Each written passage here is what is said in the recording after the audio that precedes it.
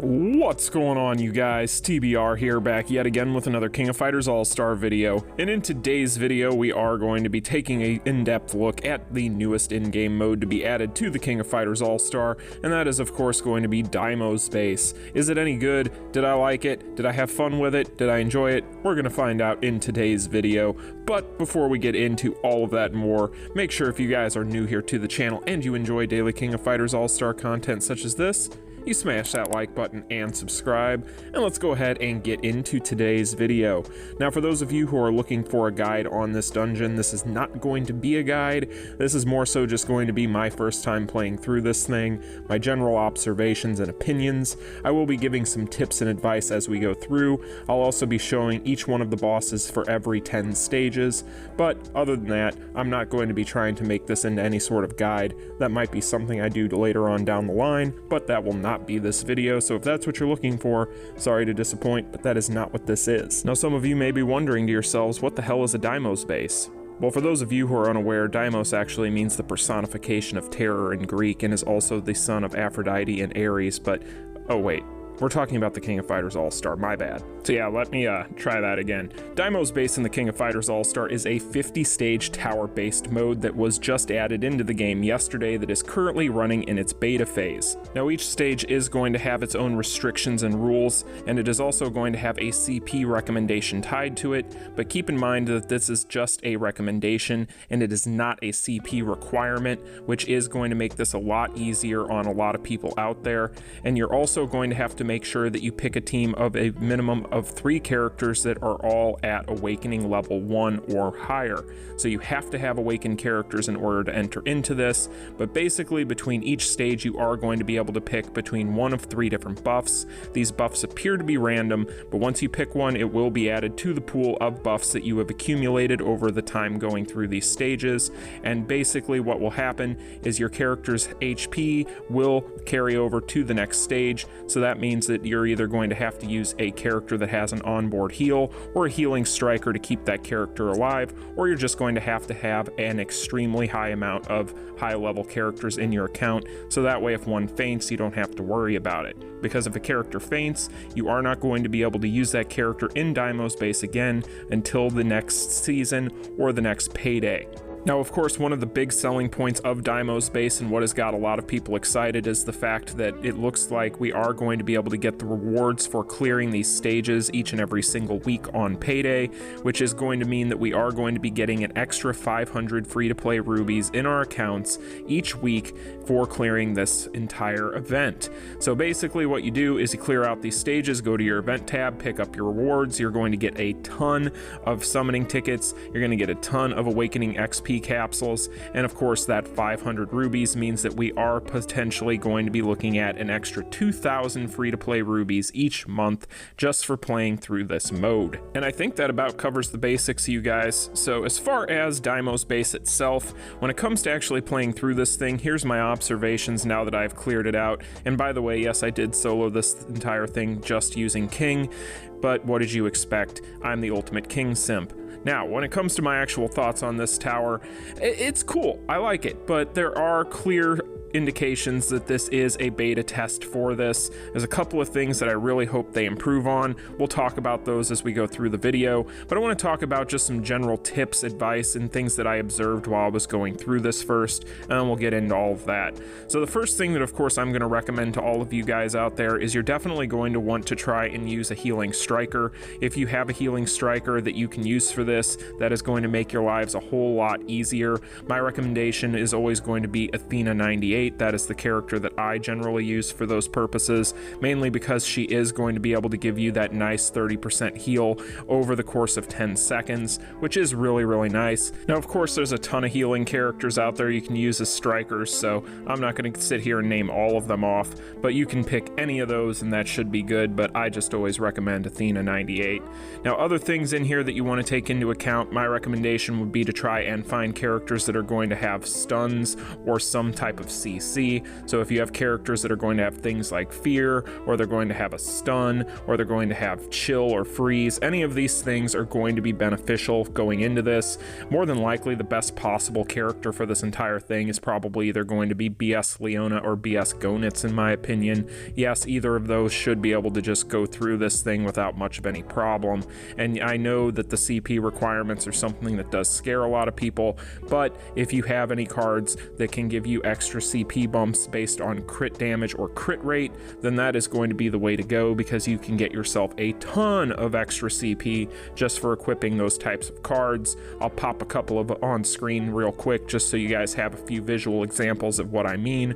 But in general, if you just can bump up your CP as much as possible, that of course is going to help. But as I already mentioned, these CP recommendations are just that, they're recommendations. These are not going to be requirements, which is a good thing, because that means that basically you can overcome it with a little bit of strategy, a little bit of RNG, and some planning. But honestly, you guys, I'm not going to get too deep into the weeds on which characters to use for this, because largely this is going to be a group effort for your roster. More than likely, this is going to require a lot of people out there to use a lot of different characters to get through it, which is fine. However, you can, as I mentioned, cut down on that if you're using healing strikers especially. So make sure you look through your roster, see if you have any healing strikers in there that can help you out, because they will be the MVP. But overall, in general, what are my thoughts on this mode? Because as I've already said, this isn't a guide, and I've already given you guys a couple of pieces of advice. In general, I like this mode, but let's talk about the reasons why I like it and why I don't like it. Now, the reasons why I like it is, one, it's brand new and it's something to do, which is really fun, but it's also a mode that I have been wanting for a while. Now, of course, not exactly in the way that it is built currently, but I have always wanted kind of an endless wave style mode where you could go in and pick up buffs and just attack endless waves of enemies, which is kind of what this is in some ways, but I do have a couple of gripes about that. Now, of course, my biggest gripe is going to be the fact that this thing, each one of these stages is the exact same from stage to stage, except for the rotating boss. So basically what that means is each stage is going to have the exact same waves of enemies, the exact same minions, in the exact same formation, at the exact same time, and it gets pretty monotonous, especially if you're somebody that can basically just one-tap these waves. You're going to find yourself getting pretty bored by the end of it and wanting to claw out your own eyes. But hey, if you find yourself having that feeling, do what I did, put the phone down, take a walk, touch some grass, you'll be just fine. Now, part of me wonders if this is a byproduct of this being in a beta phase and they wanted to keep it as simple as possible, or if they are planning on just making these things completely identical between rounds, because this does tend to be the biggest complaint that I have with this entire mode. If we had kind of some variation or variance at all in the waves of enemies that we are getting between these stages, that would actually be low-key really cool in my opinion, because otherwise, if you're expecting us to go through this thing and spend what basically equates to about an hour's worth of time every week, I would prefer to face a few different types of enemies. That would be nice, but maybe that is something that, because this is in a beta phase, they could work on. You know, I don't expect this to be the finished product if it is indeed in a beta phase, so I digress. That's my digression of the video, but moving on, we'll talk about some of my other observations here. Now, of course, one thing that a lot of people have mentioned is the fact that this does not offer rewards in the form of rewards between stages or after stages, and so basically drop rewards and so on and so forth is something I've seen a lot of people levy as a criticism here. And again, this could be something we could chalk up to this just being in a beta phase. Otherwise, it could be somewhat of a decision that was made on the back end where they decided that because we're already getting some really nice rewards every 10 stages, that they weren't going to overload it. I would like to see more rewards added, even if they are just going to be XP capsules or whatever the case may be. If they wanted to add some rewards between these stages, whatever they decided to do there, I think that that would be a good decision. It would be further incentive for people to play this thing, but it would also give a little bit extra to people out there that aren't going to be able to clear this thing right off the bat, because this is going to be something that is a little bit difficult, a little bit challenging for a lot of players out there. I get the feeling that there are going to be quite a few new and intermediate players that are going to have a major issue getting through this, and more than likely likely won't be able to for a while. Now, that isn't to say that it is impossible. I think that a lot of players out there that might think that would find that it is possible if they were to be able to build a specific subset of characters up to at least maybe even Awakening tier 2 or 3, especially if you have a limited banner character that's going to have that dome shield as well as hyper armor on an interrupt. More than likely you are going to do just fine and be able to get through this thing if you have the right combination of cards and a healing striker. You're going to be okay. But outside of that, you guys, really when it comes to this thing, I think this is more of a promise of future content than anything. I actually really enjoyed this thing for the most part, even in its beta phase and beta form. Now, of course, it isn't perfect. It has a lot of issues. There's a few things that I would definitely recommend if Netmarble is indeed doing this as a test in order to get feedback. Well, my feedback to Netmarble would be this. If you want people to really like this thing, you should probably give us some drop rewards between stages. That'll definitely help out for players that aren't going to be able to see as many gains because they can't finish this thing. I don't think you need to necessarily dumb it down at all, but I do think that if you add some rewards between stages, that'll at least give players that can't complete it right now some extra incentive. So that's one thing. I think that giving us some variance in the enemies and the waves that spawn between stages would be really nice as well.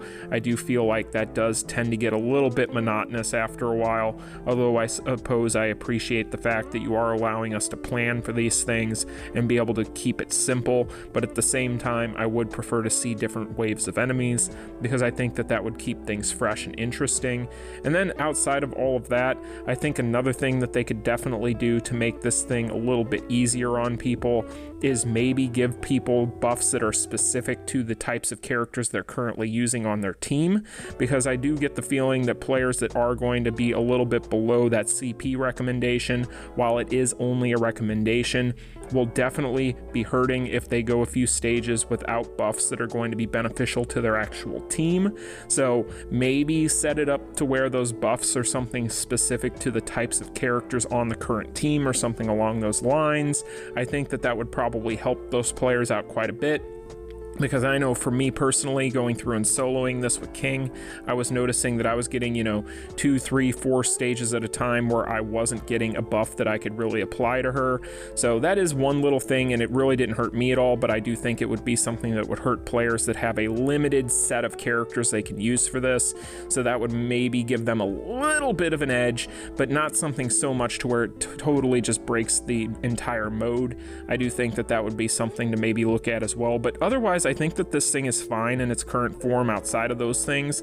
I think as long as they tighten up on those things, give us some extra rewards between stages, give us a little bit of variance in these different enemies, and then maybe improve things just a little bit for players out there that are going to be on the weaker end of the spectrum for this thing, just so that way they have a little bit, one, more incentive, and two, a little bit more of a chance to get just a little bit further in this thing.